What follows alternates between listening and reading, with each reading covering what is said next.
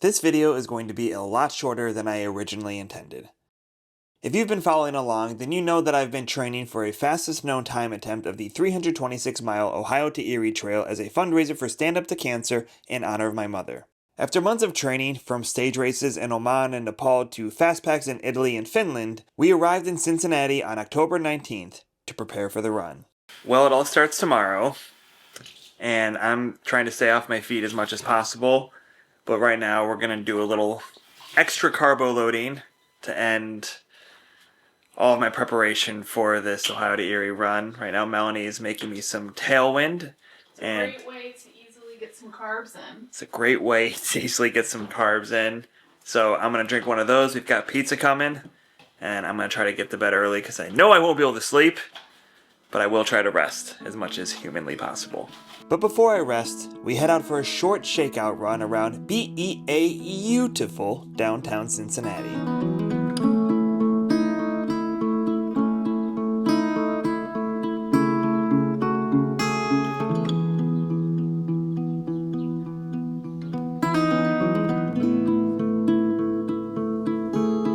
How you feeling, champ?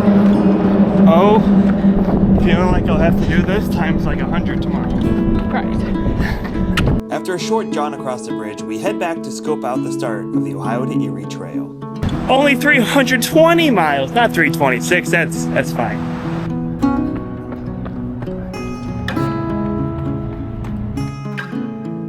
After the run, we hop on the streetcar to head into the Over the Rhine neighborhood. I've long said that Cincinnati is one of my favorite cities in the US, largely because of Over the Rhine. It's one of those rare American cities with an impressive stock of intact, refurbished 19th century buildings and a kind of density that makes the area walkable. It's a place for people first, not cars, as you find in too many of our cities. And, perhaps most importantly, they got Graeter's ice cream.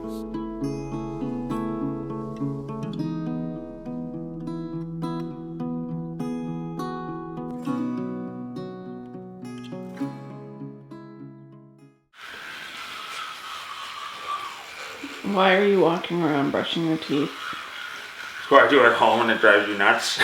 Don't change up the routine now.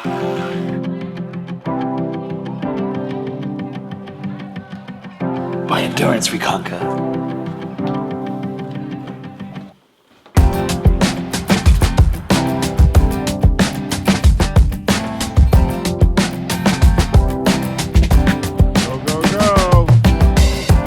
Good morning, sports fans.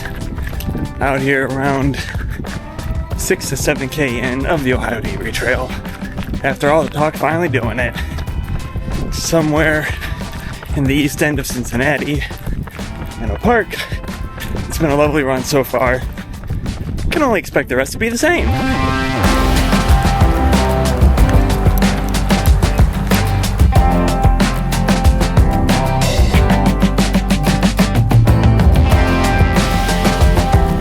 Alright, just past 20 kilometers, only a cool 80 plus to go in the day to Xenia. But so far, feeling fine. Know it's gonna get much worse, a lot harder, but we're gonna, take it step by step. And I should be running into the old crew pretty soon.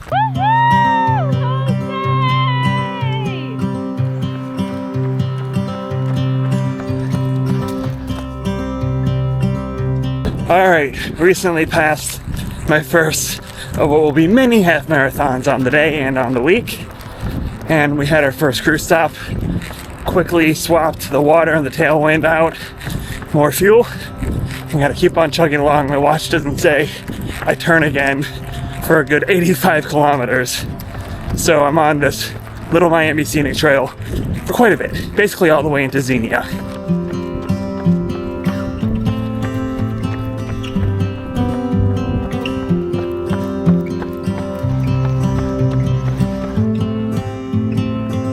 It was around this point, almost 40K in, that I started to feel a little something going on in the muscle next to my shin bone. The tibialis anterior for all you sports scientists out there. So at my second stop in Loveland, I grabbed my poles to take a little pressure off from the pounding against the pavement.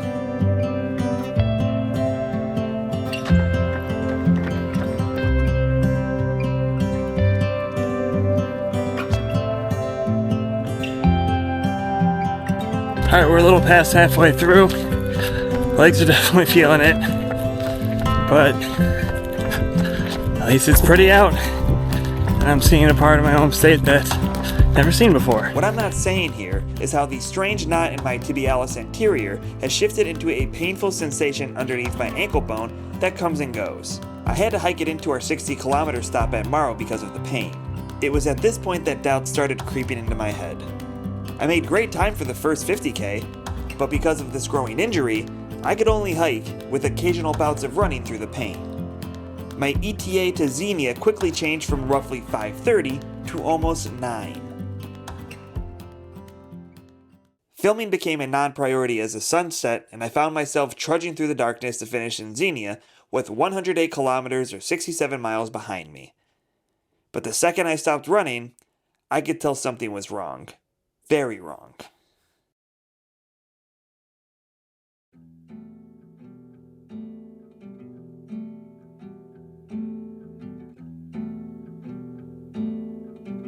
Well, good morning.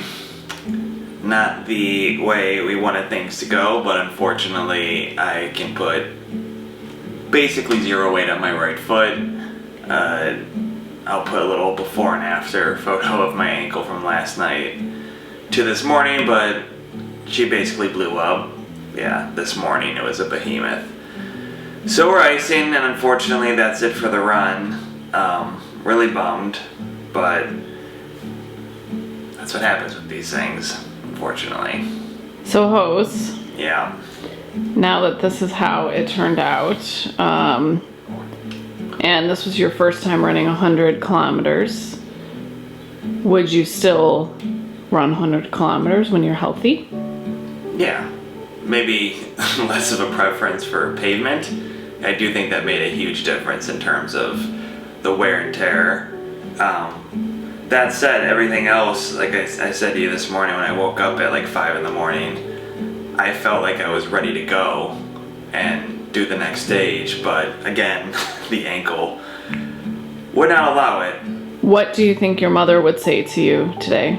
She probably would have, well, she would have done her big mom hug. Well, I think she would be proud of you. And she probably would have told you were an idiot. She would definitely said, yeah. Well, she wouldn't at this stage, because she probably would have felt bad, but at the beginning she would have said, like, you're an idiot. Yep. But in the most loving way possible. It's not the way I wanted this to end, but we were still able to raise nearly $4,000 for Stand Up to Cancer, and I'll leave a link to the campaign in the description if you want to donate before I close it up in a couple of weeks. People keep asking me if I do it again, if I want to take a second stab at the FKT on the Ohio to Erie Trail. I absolutely do. The sooner the better. But in the meantime, I have to keep building my strength and running back up for whatever the next adventure is in 2026.